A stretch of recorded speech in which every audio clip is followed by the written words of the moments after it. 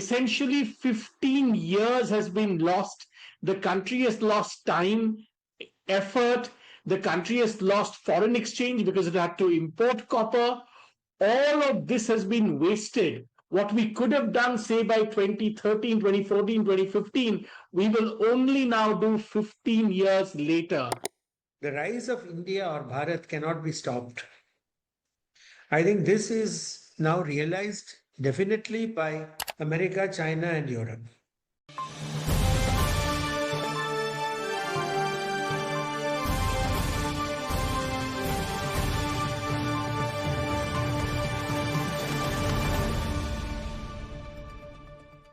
This is Global Order. I'm Hindol Gupta, the renowned scientist Gautam Desiraju joins me in conversation today.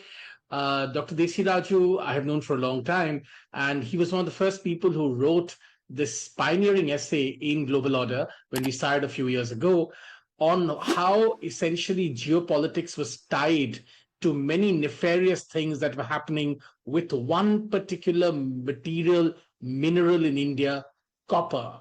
I'm not going to give out the entire story because that's what the interview is going to be all about. But that created a lot of interest in this subject. And even as India finally has been able to inaugurate a major copper plant, it is absolutely the right time to talk to Gautam Desiraju to talk about what really happened, how it's tied to geopolitics, and why this copper plant was so very important. Sir, welcome. Thank you, Hindol. It's wonderful to be in your podcast again, and thank you for inviting me. Desiraju, let me begin by asking you to tell our audience that story, which only you can, really retell with such vim and vigor. Something happened to this mineral in our country, which is deeply tied to geopolitics and also deeply tied to almost a conspiracy against India. What happened in the copper story? Copper is a metal, and all metals are elements, which means that they cannot be created or destroyed. So, the amount of copper we have in the Earth's crust is the amount of copper we shall have in the Earth's crust. You cannot make any new copper. I mean, I'm saying this for the benefit of laypersons, not necessarily with any scientific background. Copper, incidentally, of curiosity value, it is the first metal that was known to humankind in its pure form. So it's relatively easy to extract copper from its ores. And these ores are called pyrites. And there are two of them, which are copper pyrites and chalcopyrites. And one of the peculiar things about these metals and their ores is that they are spread over the Earth's crust in very random and almost capricious ways. So if you take copper ores, I mean, they are found in an assortment of 6 odd countries: Chile, Peru, Democratic Republic of Congo, Zambia, Philippines, and maybe bits in India. India is a poor sixth. And the quality of these ores also varies quite a lot. And since metals cannot be created or destroyed, countries that want copper have to get the ores from these countries. There's no way out of it. Why is copper very important for all of us? Copper is a vital metal for the transportation of electricity in the form of wires. It is also an essential, these copper wires are also essential features of the electromagnets. And anytime you generate electricity using electromagnetic induction, you need copper wires. Now, copper is a unique metal in that it has three important properties. It's four actually. It's highly ductile, it's highly malleable, it conducts electricity very well, and it conducts heat very well. No other metal has all these properties. Silver is a poor second, but silver is much more costly than copper. So, copper has this unbeatable combination: ductile, malleable, conducts heat well, and conducts electricity very well. So, it's an ideal material to make wires. Realizing that copper is difficult to get and relatively expensive, we have tried things with aluminium wires, but they are not as good as copper. Copper is still the first choice. So, however you generate the electricity, whether it is dynamos or permanent magnets or solar or anything, any form of energy, electricity that you generate, to take that electricity to faraway places, you need a copper wire. The other important use of copper is as an anode material in capacitors.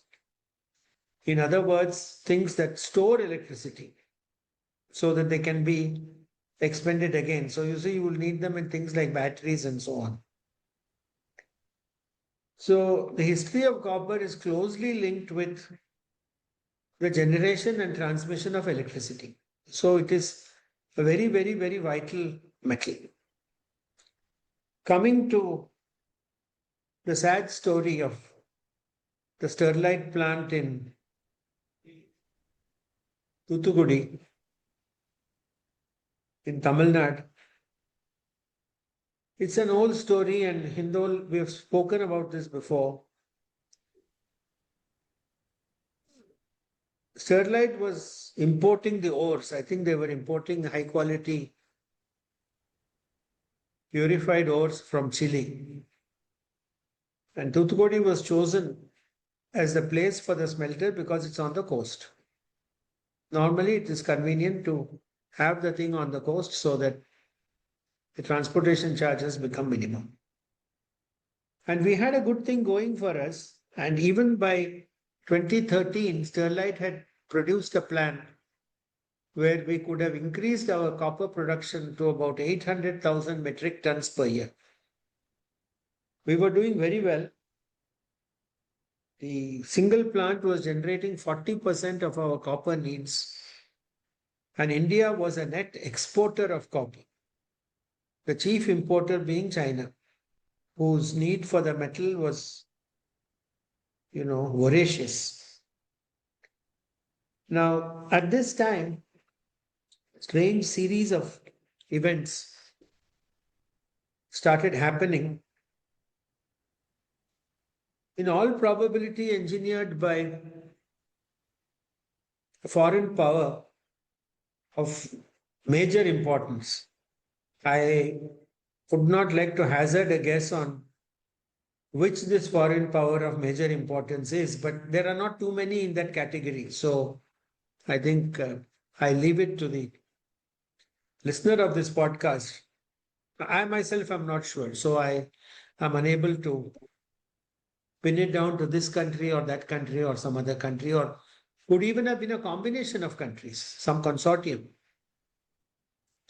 Because overall, there is a general feeling that, and this we can say into the hindsight of today, that shortly to become the third most important economy in the world, the rise of India or Bharat cannot be stopped.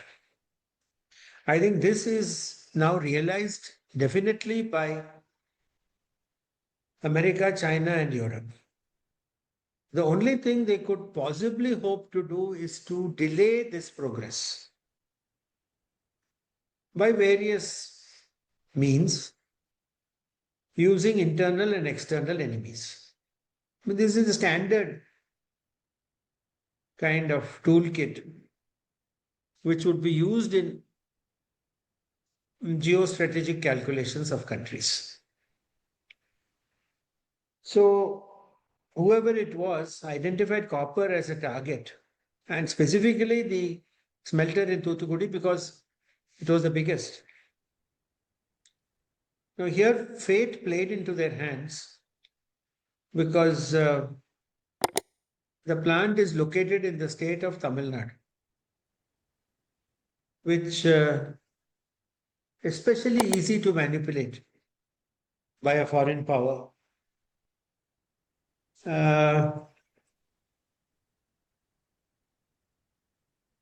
Three reasons why it is very easy for any foreign power to exploit.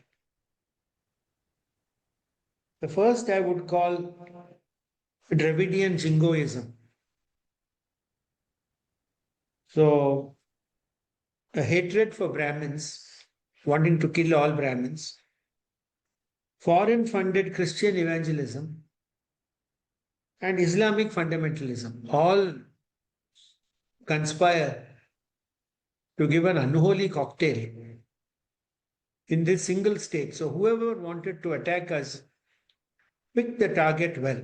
They need not have chosen copper, they could have chosen something else. In fact, this would be guesswork on my part. I think they chose copper because it was in Tamil Nadu. Tamil Nadu came first. Copper came second. If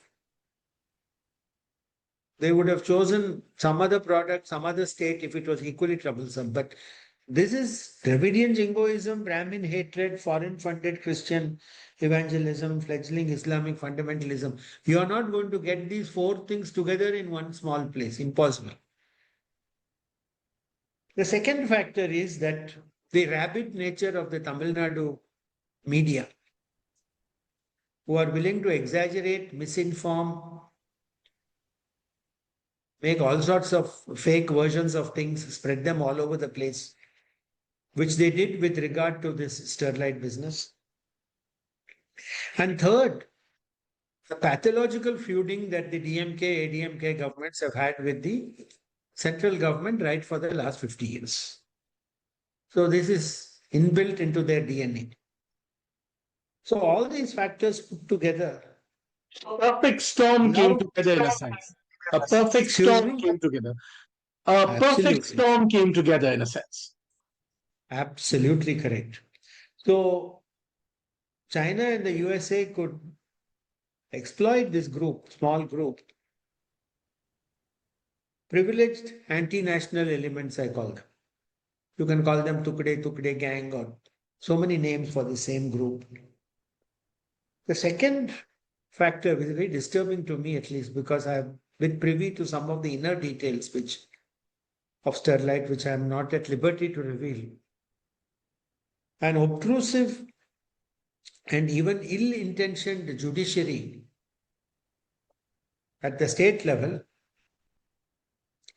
and an unknowing and somewhat innocent judiciary at the Supreme Court level. The actions of some particular people in the judiciary at the state level leaves much to be desired. And it is also clear that judgments and all could be manipulated by doing so many things. As far as the Supreme Court was concerned, I think it was more a question of not knowing all the facts, or I'll give you a simple example. They went into a lot of discussion. Every copper plant generates a lot of slag, calcium silicate and stuff like that, which comes off in the process. And it is clearly mentioned in all the documents of the pollution control boards, etc., that slag mounds do not constitute any hazardous material. It's harmless. Officially, it's declared as harmless. And yet, the Supreme Court insisted that the slag mounds are harmful. Now, whether this is the other story is again about the sulfuric acid. Since these pyrites all contain sulfur, so any sulfuric acid plant anywhere in the world will generate sulfur dioxide. And a wonderful way of taking that byproduct and converting it into a useful material is to take the sulfur dioxide and convert it into sulfuric acid. So wherever there is a copper smelter, you will find a sulfuric acid plant. And yet they went into a whole lot of argumentation saying that this sulfuric acid was polluting the whole place. And once again, lack of application of mind, not looking at the technical things properly, and just allowing the courts to run riot. The evangelicals also did their job. They came in large numbers, started telling people stories about how their health will get spoiled. Of course, maybe paying money to so many people, processions, people getting shot. Now, after the whole thing is over and the Supreme Court has closed the plant forever, 100,000 families have lost their livelihood in that area. Now they are crying. But what's the use? That plant is never going to open again. So, whichever foreign power did all this, and okay, to add insult to injury, after they did all these things, China started importing copper from Balochistan. That's right. The main beneficiary of all of this was Pakistan. It was indeed. In India lost. So India became a net importer of copper from being an exporter. I am actually surprised, Hindol, that this whole incident, and you know very well, I've been writing, talking, speaking about it for almost 6, 7, 8 years. That's right. Nobody of any consequence in the government of India has wanted to talk about this openly and say that India was taken to the cleaners and to put the ADMK and the DMK on the mat. My own feeling is that the DMK and the ADMK didn't have any particular malintention. I think they just didn't know what was happening and they allowed themselves to be led by these evangelicals and Islamists and, you know, this whole lot. And this is why I say there's almost apathy in the state machinery, both at the state level and at the central level. Apathy. Not even understanding or realizing that copper is such an essential, it is not only critical but strategic. And I think listeners to the podcast should be told the difference between these two words. If I may just finish this small point. Yes. A critical metal is any metal where there is likely to be some disruption in the supply chain, so that availability of this metal, it can be used for any purpose. If there is a disruption in the supply chain, then that becomes critical.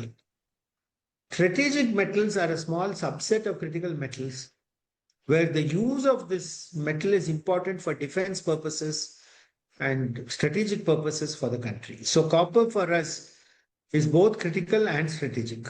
Yes. And you're absolutely, of course, right. And this is vital. The moot point is that after that plant shut down, it took India years and years, finally up till 2025, to actually get a brand new copper plant at scale. This gap has been a critical waste for the country. What can I say, Hindol? Whom do I lay this at? The bureaucracy? Again, is it apathy? I mean, yes, the Adani's Kutch Copper Limited. Finally now the Adanis have built Kutch Copper. And see, they say that by financial year 29, it will have a 1 million ton capacity. That's why I'm reminding you that Sterlite in 2013 already said it was going to have an 800,000 ton capacity. So after about 15 years, we are going to reach the same point that we were 15 years ago. This is an absolutely vital. This is an absolutely. This is one smelter. This is an absolutely critical, vital point, and I really wish to underline this. I'm so glad you said this. Essentially, 15 years has been lost. The country has lost time, effort. The country has lost foreign exchange because it had to import copper. All of this has been wasted. What we could have done, say, by 2013, 2014, 2015, we will only now do 15 years later. This is the kind of loss, tragic loss that we've had to suffer because of this issue. I'm so glad, I'm so glad that you are highlighting this. See, this is a purely hypothetical story, but it's completely from my imagination and it has no basis in fact. But if you look at decision making in Delhi today, what might very well have happened is at some stage in these legal proceedings, somebody might have told someone in Delhi that, look, this High Court has ruled against this, but this is a wrong decision. And the Supreme Court should probably set this right. And some joint secretary in Delhi would have said, no, but we can't do this now because right now they don't want Hindi imposition. And so if we do this, they will accuse us of Hindi imposition and then we will lose some by-election in Bodhinayakan.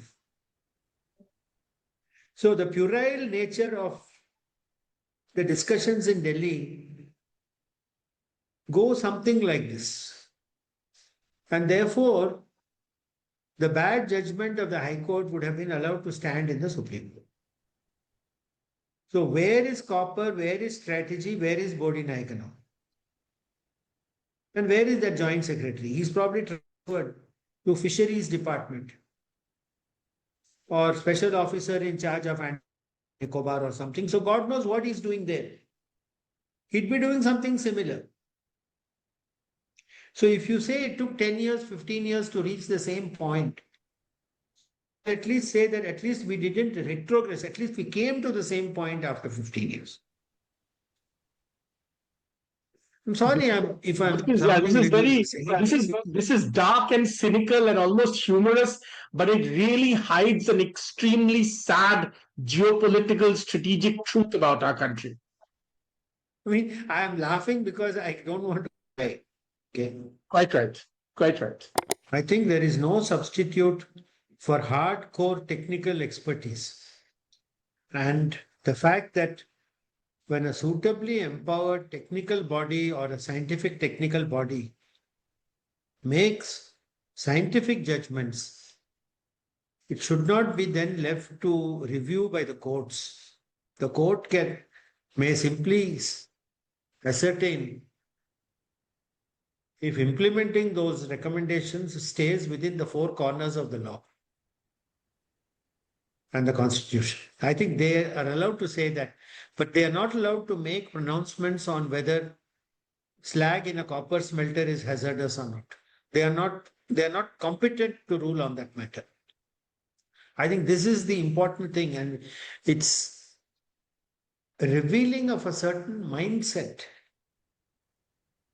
where a technocrat is consistently downplayed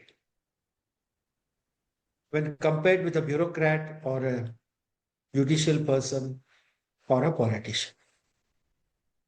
The attitude seems to be that, yes, okay, if what the scientist or the technocrat is saying suits our purpose, then we will take his advice, not otherwise. Or, kind of rhetorical questions. How do we know that what he's saying is correct? Do I ever ask, how do I know what the bureaucrat is saying is correct? What is the value system that we have allowed Hindol to get established in this country, where some people are by definition right, whereas others have to keep proving themselves all the time that they are not wrong? This is real geopolitical. This is real geopolitical problems, like the point that you were making about copper. These 15 years has been a dramatic loss. I mean, we can never measure in real terms what was lost in this 15 years, isn't it? You cannot.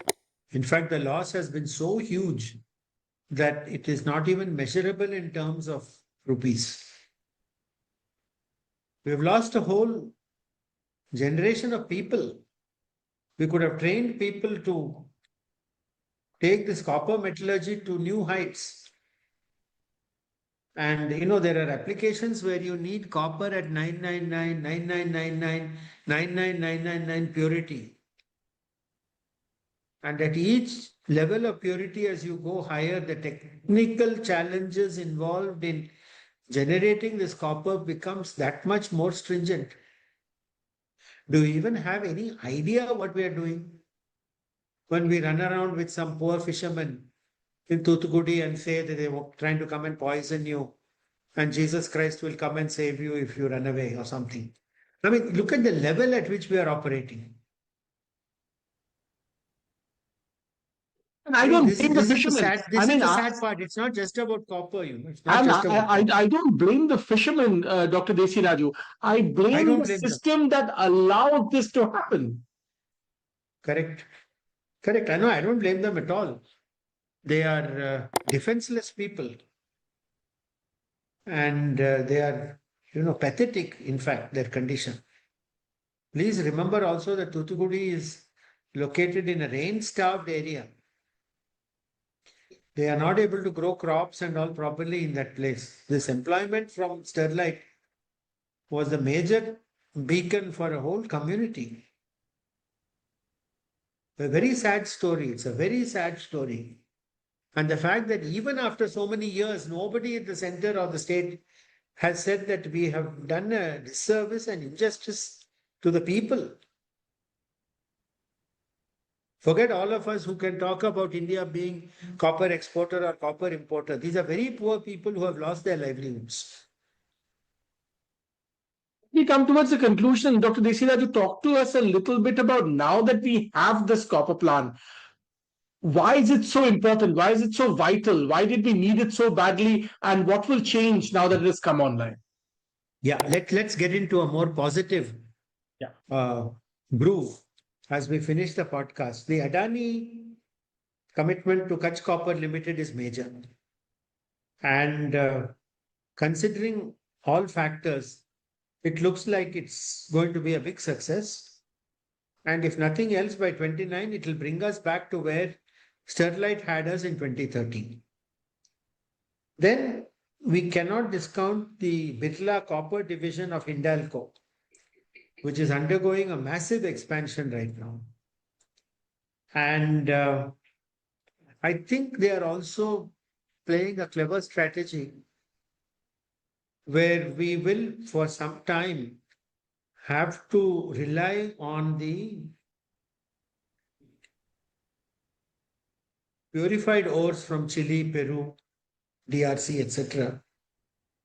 Because it's that much easier and that much cheaper to get the copper from those things. But at the same time, we are also looking at our own ores.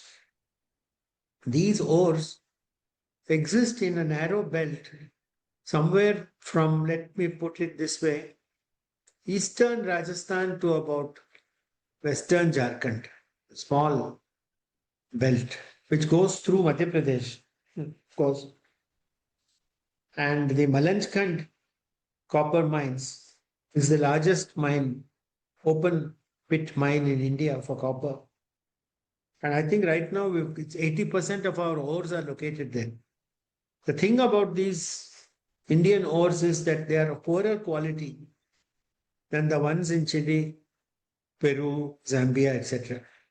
So it will need that much more effort, time, money to be able to extract the copper at a competitive rate. Now it is estimated that Malanjkhand will be completely exhausted by 2036. Now somebody should, and this was inaugurated by Indira Gandhi, I think in 1982. So it's been going on for some time. And the fact that it didn't attract so much interest is because the quality of the ore is poor. So it was much easier to get them from Chile and refine it in Thoothukudi. But now I think we'll have to start looking at this, and already people will have to start looking, what do we do after 2036? We have to start thinking like that, Hindu. We cannot leave it to a joint secretary in 2036 or 2037 to scratch his head with an Nataraj pencil and say, chalo, copper ke bare mein kuch karna padega, or something like that. Whatever they say in those rooms. I don't know. I don't know what they say. They should worry about that. And they should also start worrying about new sources of copper. I think generally copper or any metal, I mean, manganese is another metal which we are in critically short supply, if I may say. Nickel, we are unusually dependent on Indonesia for the sources of nickel. These are all very, very important.